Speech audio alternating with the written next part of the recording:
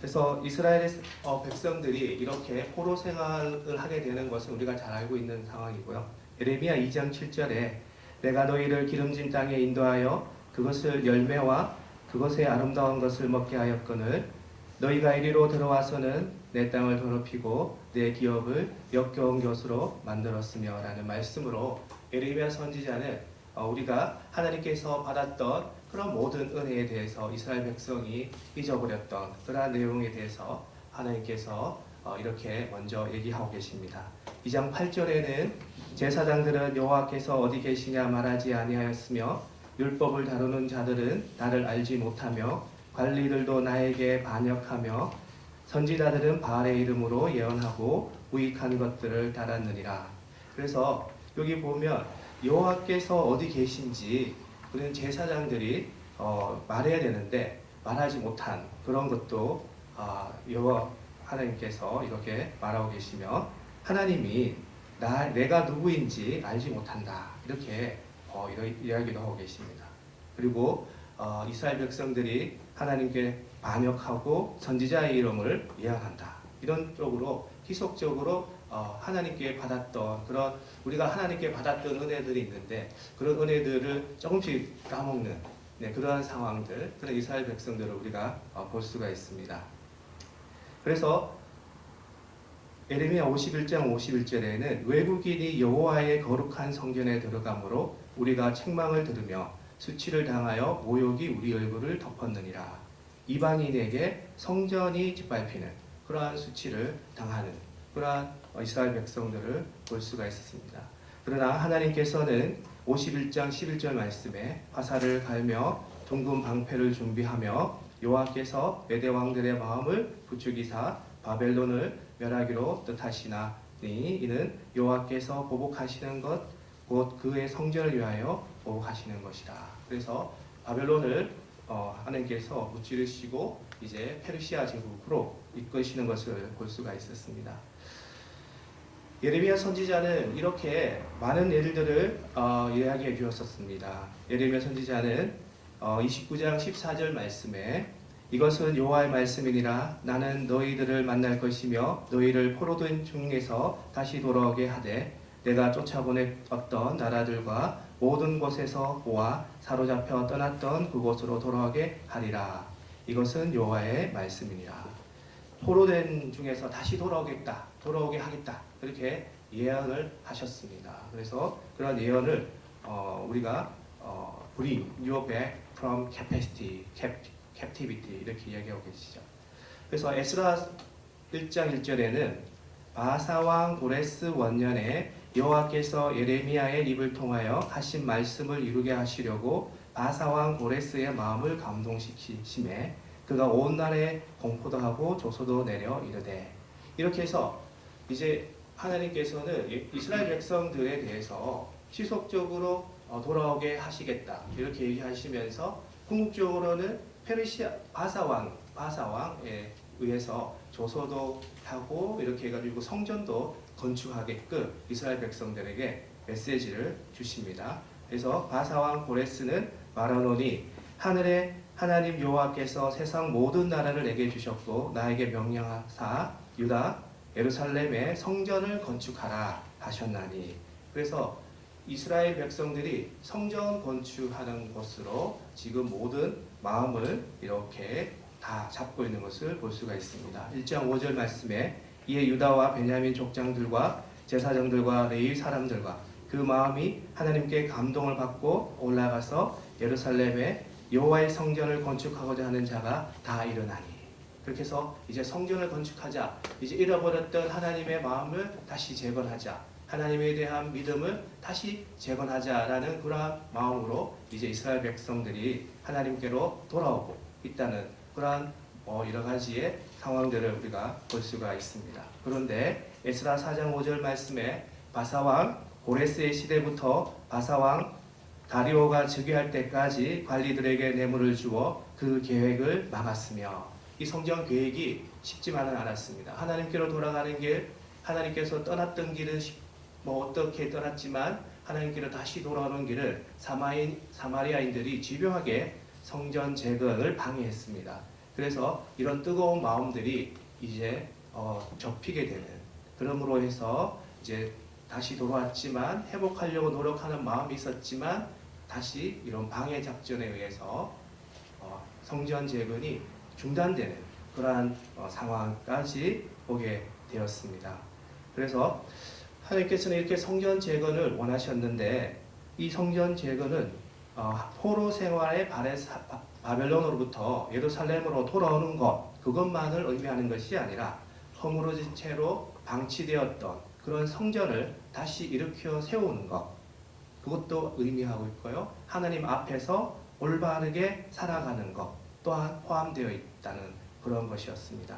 그래서 하나님께로 돌아온다는 것, 성전을 재건한다는 그런 의미는 이러한 의미가 함께 포함되어 있다는 것을 우리가 알고 있습니다. 그래서 이스라엘 백성들은 이제까지 이렇게 힘든 생활들을 겪고 있었는데, 여기에서 예루살렘에서 페르시아까지 한 800km 정도 되고요. 걸어서는 한 4달 정도 그렇게 걸리는 그런 먼 여정이었습니다. 그런 먼 여정을 물도 없고 그런 뭐 채찍질과 이런 것을 통해서 갔다가 또 거기서 생활을 하다가 늙은 사람들은 또 3차에 걸쳐서 돌아오게 되는데 70년 후에 돌아오지 못하고 그게 이제 있는 사람도 있고 다시 돌아오는 사람도 있고, 이런 아주 그러한 피난 그런 길이었습니다. 그래서 마음은 낮아졌고 우리가 왜 그랬을까 이렇게 그런 마음도 있었고, 하나님께서 우리에게 이렇게 말씀을 주셨는데 진짜로 하나님 앞에서 우리가 올바로 살아갈 수 있을까, 그러한 의구심도 드는, 왜냐하면 모든 것이 부족했고요, 모든 것이 열악했고 모든 것이 비어있는, 성전은 허물어져 있는 상황이었고요, 70년 동안 방치되어 있었고요, 아무도 도와주는 사람이 없었던 그때였습니다. 그리고 또 사마리아인들과 다른 조롱하는 세력들이, 견제하는 세력들이 있어서 성전 재건은 요원한 일이었습니다. 그래서 하나님께서 말씀하셨던 성전 재건이 과연 가능할까? 이스라엘 백성들은 당시에 이러한 내용들을 자신할 수 없었다는 그런 내용이었습니다. 그때 하나님께서는 스가랴 8장 1절 말씀에 이렇게 말씀해 주셨습니다. 만군의 여호와의 말씀이 임하여 이르시되 만군의 여호와가 이같이 말하노라. 내가 시온을 위하여 크게 질투하며 그를 위하여 크게 분노함으로 질투하노라. 이 8장 2절 말씀을 새 번역으로 우리가 한번 번역해 보면, 나 만군의 주가 말한다. 나는 시온을 열렬히 사랑한다. 누구라도 시온을 대적하면 용서하지 못할 만큼 나는 시온을 열렬히 사랑한다. 하나님의 백성들을 향한 그런 하나님의 뜨거운 사랑을 이렇게 20년간 성전을 재건하지 못하고 있는 이스라엘 백성들에게 다시 용기를 북돋아 주시는 그런 하나님을 우리는 볼 수가 있었습니다. 하나님의 백성들을 누구라도 대적하면 하나님께서 가만히 있지 않을 만큼 시온의 성전에, 하나님의 성전에서 뜰을 밟고 가는 그런 이스라엘 백성들에 대한 하나님의 열렬한 사랑, 그런 사랑을 다시 한번 하나님께서 이스라엘 백성들에게 밝히시고 있습니다. 여기에 질투하신 하나님, 이 질투라는 것이 하나님에 대한 우리의 뜨거운 사랑, 그런 열렬한 사랑을 이야기하고 있다는 것을 우리는 알 수가 있었습니다. 그래서 하나님께서 이렇게 하나님의 백성들을 향한 마음을, 그리고 하나님의 성전에 대한 마음을 이렇게 밝히시고 있다는 것을 볼 수가 있었습니다. 우리들의 무너진 이런 믿음을 회복할 수 있는 길은 우리가 훌륭해서가 아니라, 우리의 믿음이 대단해서가 아니라, 우리의 믿음을 회복할 수 있는 길은 하나님의 사랑을 의지하는 것밖에 없다라는 것을 우리는 오늘의 말씀을 통해서 알 수가 있겠습니다. 우리를 사랑하시는 하나님은 하나님의 사랑으로 인해 우리의 무너진 믿음 회복이 가능하다라는 것을 우리는 알 수가 있습니다.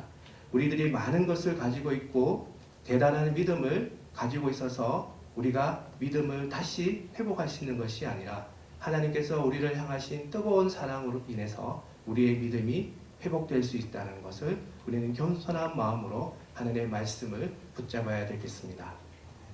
이렇게 해서 회복된 70년간 방치되었던 이스라엘 성전이 회복된 후에 예루살렘들의 모습들을 이렇게 얘기하고 있습니다. 하나님께서는 여호와가 이같이 말하노라 8장 3절 말씀에 내가 시온에 돌아와 예루살렘 가운데에 거하리니 예루살렘은 진리의 성읍이라 일컫겠고 만군의 여호와의 산은 성산이라 일컫게 되리라.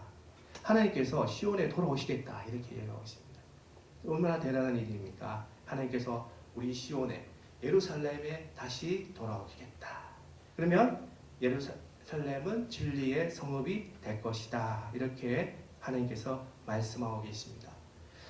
우리가 성전에 있어서 가장 중요한 것은 교인의 크기, 교인의 수와 교회의 크기 이런 것이 아니라고 봅니다. 우리 세상에서는 기관의 크기와 조직원의 수를 통해서 이런 기관의 힘이나 크기를 재려고 하고 있지만 성전이 성전될 수 있는 유일한 근거는 주님께서 돌아오시는 것입니다. 거하시는 것입니다.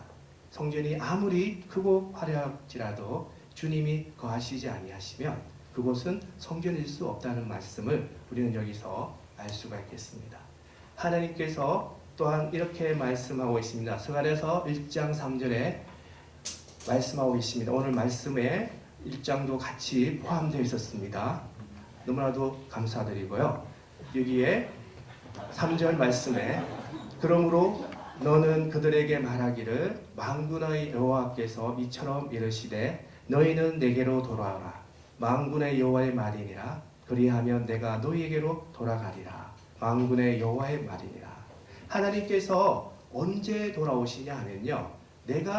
우리가 하나님께로 돌아가면 하나님께서 우리에게 돌아오시겠다. 그렇게 말씀하고 계시는 것입니다. 성전이 성전이 될 때 내가 내 믿음이 회복되기 위한 첫 걸음은 내가 하나님께로 돌아가는 것이었습니다. 이것이 바로 하나님께서 우리에게 얘기하고 계시는 그러한 말씀으로 우리는 받아서 우리는 은혜로 삼아야 되겠습니다. 하나님께서 언제 내게로 돌아오시는가? 하나님께서 예루살렘에 언제 돌아오시느냐? 하나님께서 성전에 언제 돌아오시냐 하면요. 우리가 하나님께로 돌아갈 때, 내가 성전을 돌볼 때, 내가 하나님께로 회개하고 돌아갈 때, 그때 나의 믿음이 회복된다는 것을 하나님께서는 우리에게 말씀하고 계시는 것이었습니다. 하나님께서 우리에게 돌아오시면 예루살렘은 진리의 성읍이 된다고 말씀하셨습니다. 성읍, 성실, 진리라는 말씀의 히브리 속에는 진리 안에 성실하다. 하나님의 말씀이 성실하다. 하나님의 말씀이 신실하다. 그런 뜻이 함께 있었습니다. 그동안은 그 세 차례에 걸쳐가지고 포로로 잡혀가는 동안 예루살렘 성전은 완전히 무너진 상황. 우리의 믿음이, 백성들의 믿음이 완전히 텅 빈 제사장이 없는 하나님께서 있는가 없는가 그 성전에 하나님께서 계시면은 어떤가 이런 생각들을 많이 하고 있었겠죠. 하나님이 이 백성을 버리셨나? 라는 생각이 들 정도로 70년간 성전이 비어 있었던 그런 모습을 백성들이 보았던 것입니다. 그런데 하나님께서 돌아오시면서 이 예루살렘 성에서 함께 살기 시작하면 하나님은 이스라엘 백성에게 하신 약속을 지키시겠다. 그런 말씀이 있습니다. 아브라함에게 약속하셨던 이스라엘에 대한 하나님의 축복의 말씀이 다시 재현되는 그러한 하나님의 말씀, 하나님의 축복의 말씀이 다시 재현되는 그런 하나님의 성실함을, 그러한 진리, 그러한 신실함을 우리는 여기서 하나님의 말씀을 통해서 다시 한번 얻게 되었습니다. 우리가 하나님께로 돌아가면, 우리가 하나님께로 다시 회개해서 돌아가게 되면 첫 번째 회복이 이루어지는데 그 첫 번째 회복은 우리의 믿음이 하나님께로부터 우리의 맞추었던 말씀, 그런 말씀이 다시 회복된다는 그러한 말씀을 우리는 알 수가 있겠습니다. 그리고 그러한 말씀이 다시 한번 신실하게, 성실하게 이루어진다는 하나님의 말씀, 그러한 말씀을 우리는 붙잡아야 되겠습니다. 예루살렘이 이스라엘이 망한 성, 하나님이 버린 성, 하나님이 잃어버린 성이 아니라 하나님께서 기억하시고 약속을 지키시는 성, 그러한 성이 바로 성산, 하나님께서 거하시는 성산이 되겠습니다. 예루살렘을 향한 회복에 대한 말씀이 이 땅에 우리 교회에 향한 하나님의 말씀이라고 생각됩니다. 오늘 이 땅의 많은 교회에도 하나님께서, 우리의 주님께서 돌아오실 수 있도록 하여야 하겠습니다. 우리가 주님께로 돌아가는 것이 바로 이 성실의 시작인 것입니다. 하나님의 말씀의 견고함, 하나님의 말씀의 신실함은 우리가 하나님께로 돌아가는 것이 바로 시작인 것입니다. 우리가 주님께로 돌아가고 주님이 우리에게 돌아오셔야 합니다. 교회가 세상 사람들로부터 비난을 받는 것은 마땅히 계셔야 할 곳에 주님이 계시지 않고 사람들만 모여 있기 때문입니다. 우리가 주님께로 돌아가는 그런 성실을 잃어버렸기 때문인 것입니다. 우리가 주님께로 돌아가고 주님께서 우리에게 돌아오셔서 우리가 살고 있는 이 성전이 사람들로부터 성실한 성읍, 거룩한 산이라고 불리도록 우리는 노력을 해야 되겠습니다. 이런 은혜가 생기는데 이 모든 일의 시작은 우리가 주님께로 돌아가는 것에부터 시작한다는 그러한 말씀을 우리는 붙잡아야 되겠습니다.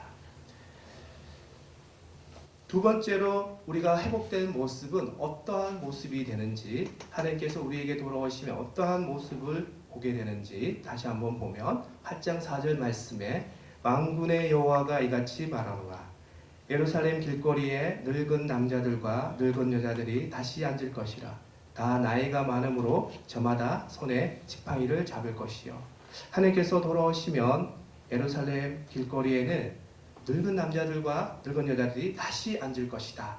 예전에는 사람이 살지 않는 그러한 황폐한 성읍이었지만 지금은 사람이 오래 살 수 있는 그러한 믿음의 건강한 성전이 될 것이다. 이렇게 사람들의 삶이 달라지게 되는 그러한 모습을 우리는 볼 수가 있습니다. 하나님께서 내 안에 오시면 나의 모든 내적 자아는 사라지게 되고 새로운 피조물이 되는 것이 아니지 않겠습니까? 그래서 이러한 모습들이 생활의 모습들도 바뀐다는 것입니다. 그래서 예전에는 사람들이 없고 황폐하고 그 다음에 무의미했던 그러한 성읍이 이제는 거룩한 성읍이 되면서 지팡이를 짚을 때까지 살 수 있는 그러한 믿음의 성읍, 건강한 성읍, 그런 성읍들이 된다는 말씀을 우리는 붙잡아야 되겠습니다. 그리고 8장 5절 말씀에 그 성읍거리에 소년과 소년들이 가득하여 거기에서 뛰놀리라 이렇게 말씀하고 계시는데, 그동안에는 포로로 끌려갔고 붙잡힐까봐 모르는 곳으로 도망쳤습니다. 그래서 예루살렘 성에는 사람의 그림자를 찾아볼 수 없었습니다. 그런데 하나님께서 이제 너희가 내게로 돌아오면 내가 너희에게로 돌아갈 건데, 하나님께서 그 성에 거하시자 그 성이 회복되기 시작한다는 것입니다. 늙은 남자나 늙은 여자가 광장에 앉을 것이고 손에는 지팡이를 짚을 것이고 소년과 소녀들이 뛰놀 것이다 이렇게 말하고 있습니다. 뛰논다는 말씀 안에는 웃다라는 그런 의미가 있습니다. 기뻐서 뛰어논다는 그런 말씀인 것이죠. 그래서 하나님께서 이 성에 돌아오시자 아이들이 웃으면서 건강한 믿음을 통해서 자라나는 그러한 아이들이 기뻐서 뛰어노는 그러한 성읍이 된다는 말씀인 것입니다. 우리가 기억할 것은 이러한 늙은 남자, 늙은 여자, 소년, 소녀 이들의 공통점은 연약하다는 것입니다. 힘없는 자들도 편히 쉬고 편안히 뛰어놀 수 있는 곳, 하나님이 주인 되시는 곳에서는 이러한 일들이 일어난다는 것입니다. 연약한 자들이 편히 쉬고 힘없는 자들이 마음껏 기뻐 뛰놀 수 있는 곳, 그것이 바로 하나님의 성전인 것입니다. 세상은 힘 있는 자들이 군림하기 때문에 세상살이에 익숙해진 우리가 자꾸 교회에서도 힘을 과시하려고 하고 있습니다. 교회에서 힘을 써셔야 할 유일한 분은 우리 주님이시라는 것입니다. 교회에 힘없는 자가 얼마든지 편안히 뛰어놀 수 있고 그 다음에 어린아이들도 기뻐 뛰놀 수 있는 곳, 그것이 바로 하나님이 거하시고 하나님이 다스리는 성실한 성읍, 거룩한 성산이 되는 것이었습니다. 그래서 주님이 오시기 전과 후가 이렇게 말씀으로서 구별되고 있는데요. 8장 10절 말씀에 이렇게 말씀하고 있습니다. 이날 전에는 사람도 삭슬 얻지 못하였고 짐승도 삭슬 받지 못하였으며 사람이 원수로 말미암아 평안히 출입하지 못하였으나 내가 모든 사람을 서로 풀어주게 하였느니라. 그러니까 이날 전에 하나님께서 돌아오시기 날 전과 후는 이렇게 구분을 지으시는데 그날 전에는, 그러니까 하나님께 돌아오시기 전에는 아무리 수고를 해도 얻는 것이 없는 그러한 삶이었다는 것입니다. 이런 삶이었고요. Before that time 이렇게 말씀하고 계십니다. 그리고 이전 삶은 사랑하는 사람들, 그런 사람들이 서로 사랑하고 있어야 되는데 사랑하지 못하고 있는 그런 모습도 볼 수가 있습니다. 이렇게 원수로 말미암아 서로 치고 받고 이렇게 서로 다투는 삶이 있었다는 그런 말씀입니다. 주님께서 오시고 하나님의 백성과 함께 거하실 때는 다시는 그러한 일이 없을 것이다. 이렇게 말씀하고 계시는데 이 말씀은 8장 11절 말씀에 이렇게 말씀하고 계십니다. 만군의 여호와의 말씀이라 이제는 내가 이 남은 백성을 대하기를 옛날과 같이 아니할 것인즉 as I did in the past. 옛날에는 하나님께서 이렇게 이스라엘 백성들을 깨우치기 위해서 포로도 데려가기도 하고 포로에서 또 이렇게 데려오기도 하시고 그게 회복되게 하시는 그러한 일들을 하셨다고 하시는 것입니다. 스가랴 8장 12절 말씀에 평강의 씨앗을 얻을 것이다. 포도나무가 열매를 맺으며 땅이 산물을 내며 하늘은 이슬을 내리리니 내가 이 남은 백성으로 이 모든 것을 누리게 하리라. 이 평안이 가득하다는 말씀 속에 우리가 주목해야 할 말씀은 이슬이라는 말씀입니다. Heavens will drop their dew 이렇게 말씀하고 계시는데요. 하나님의 뜻이 이루어지지 않을 때, 성전이 무너져 있을 때, 민읍이 무너져 있을 때는 이슬이 내리지 않는 그러한 삶이었습니다. 그러나 하나님이 오셔서 다시 회복될 때, 성전이 재건될 때, 믿음이 회복될 때는 이슬이 다시 내리기 시작한다는 것입니다. 이 말씀은 학개서 1장 9절 말씀에 너희가 많은 것을 바랐으나 도리어 적었고 너희가 그것을 집으로 가져갔으나 내가 불어버렸노라. 이 나 만군의 여호와가 말하노라. 이것이 무슨 연고뇨? 내 집은 황무하였을 때 너희는 각각 자기의 집에 빨았습니다. 10절 말씀에 그러므로 너희로 인하여 하늘은 이슬을 거쳤고 땅은 산물을 거쳤으며 이렇게 말씀하시는데 와보니까 이게 성전을 건축하려다 보니까 자기 집도 없는 상황에서 이거를 뭐 성전 건축하기 쉽지 않았다는 것이죠. 그래서 빨리 내 비즈니스를 먼저, 그러니까 내가 내 상황, 내 집에 먼저 이렇게 짓고 난 다음에 하나님의 성전을 재건하겠다. 그렇게 이렇게 이스라엘 백성들이 그렇게 생각했던 것 같습니다. 그때 하나님의 뜻이 이루어지지 않았을 때는 이슬이 그쳤고 이렇게 얘기하고 있습니다. 그래서 이슬이라는 말씀이 우리는 굉장히 사소한 것처럼 그렇게 보이지만 우리가 신앙생활 하면서 늘 소낙비와 같은 그런 은혜만을 구하고 있다는 그런 것도 한번 생각해 보아야 되겠습니다. 이슬처럼 내리는 하나님의 은혜를 우리 한번 깨닫게 되어 보았으면 좋겠습니다.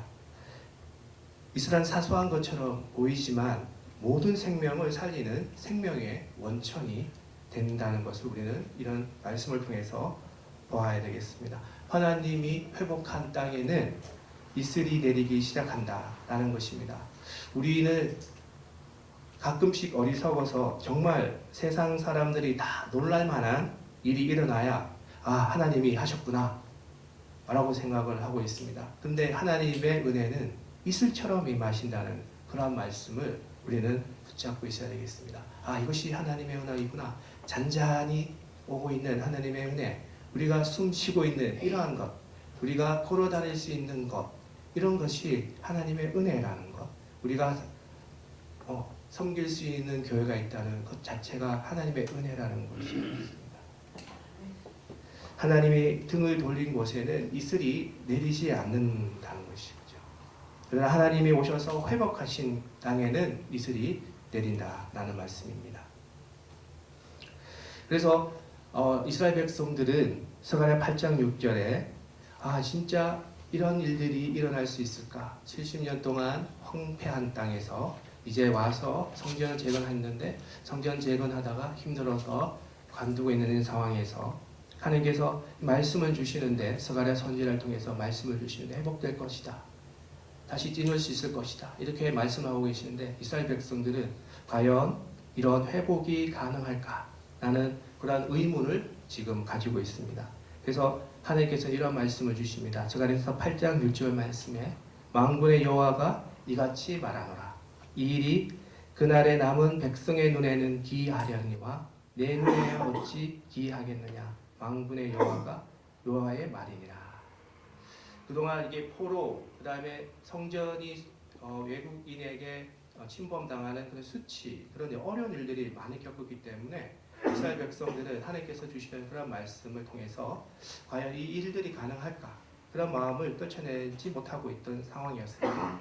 여기에서 기이하겠느냐라는 말씀이 두 번 나오는데 이 기이라는 말씀은 우리들의 눈으로 봤을 때는 불가능하다는 말씀. 불가능한데 하나님께서는 그것이 불가능하겠느냐 이렇게 하나님께서 말씀하고 계십니다. Will it seem marvelous to me? 이렇게 하나님께서는.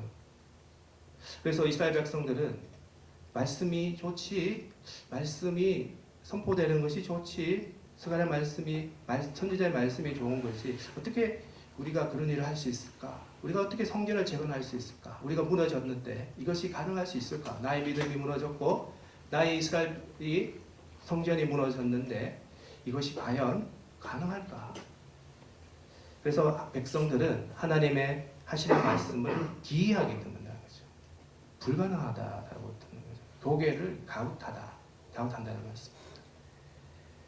근데 그 마음을 헤아리시는 하나님께서는 사람들에게는 기이하겠지만 어찌 내 눈에 기이하겠느냐. 하나님의 보시기에 전혀 문제될 것이 없다.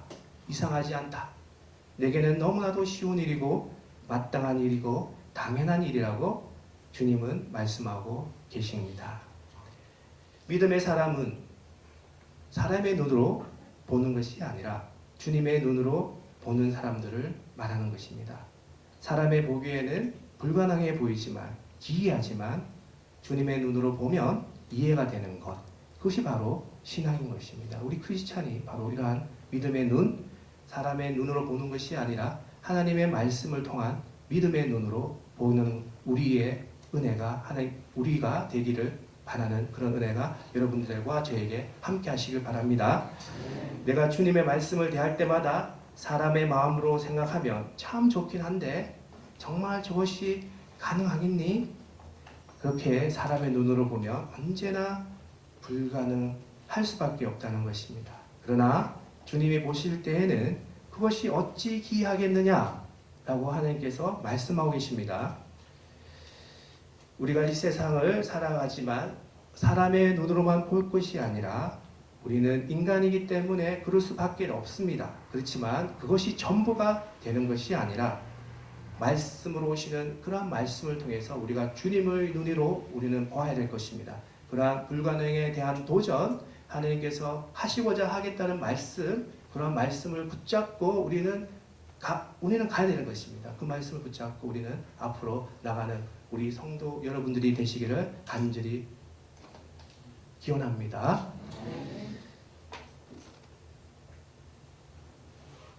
주님께서 회복하실 때, 주님께서 성전을 회복시키실 때 주님께서 주시는 놀라운 말씀이 또한 8장 13절에 이렇게 말씀하고 계십니다.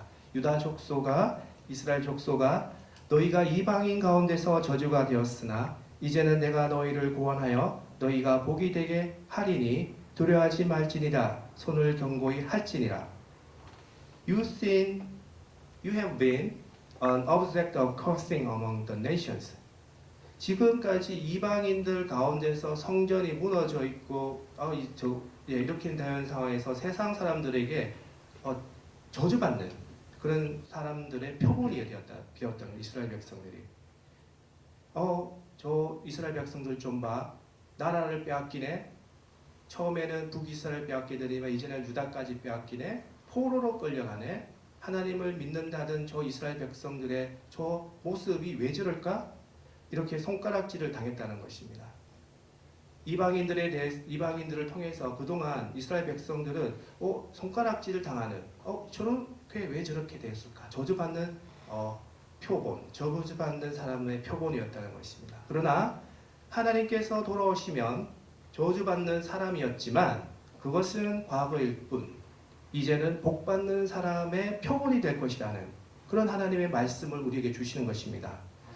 이 말씀이 우리에게 우리의 삶을 통해서 우리의 가정을 통해서 지속적으로 이루어질 수 있기를 되기를 바랍니다.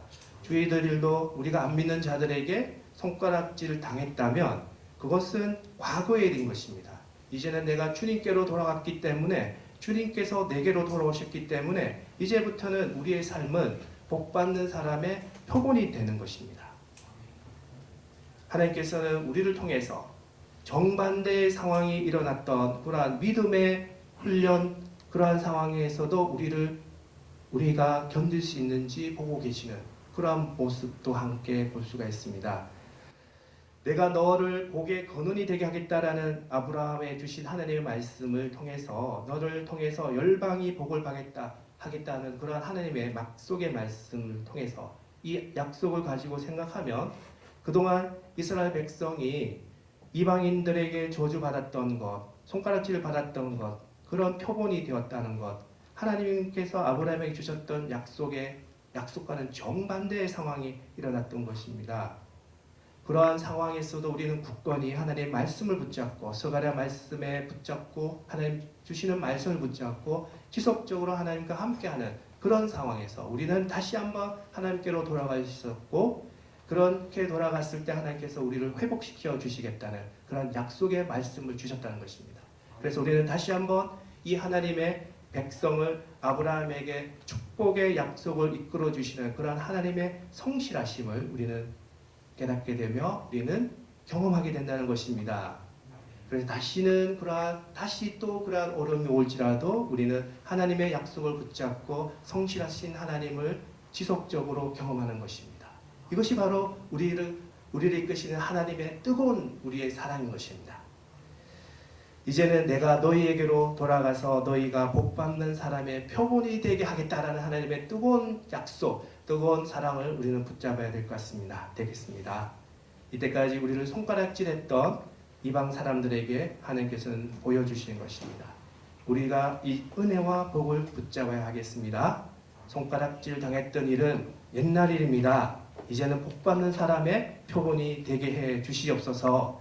나를 보면 하나님을 믿는 사람을 하나님이 얼마나 아름답게 하시는지 더러운 옷을 벗기시고 아름다운 옷을 입혀주신다는 사실, 머리에 은과 금으로 면류관을 씌워주신다는 그런 사실, 세상 사람들에게 보일 수 있는 사람이 되게 하여 주신다는 것입니다.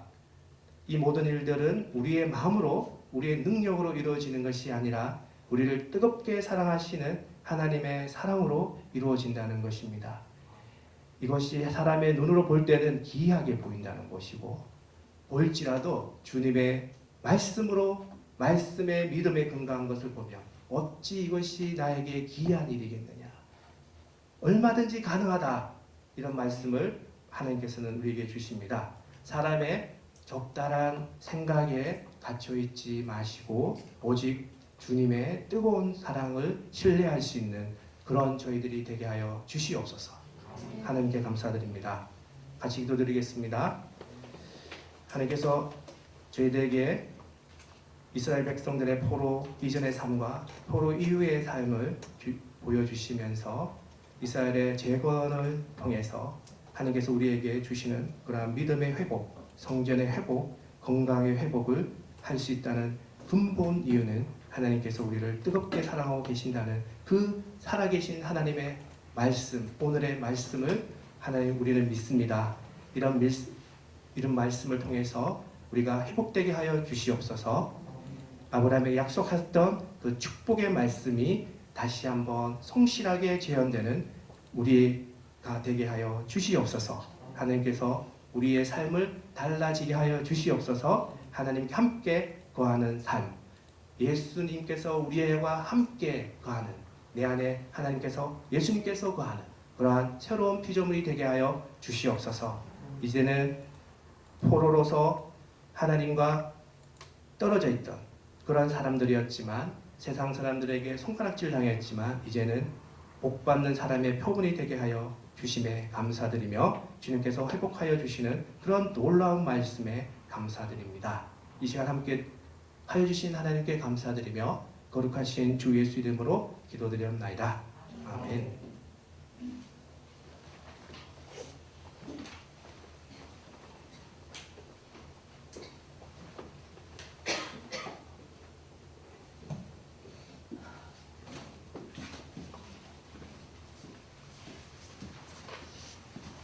할렐루야.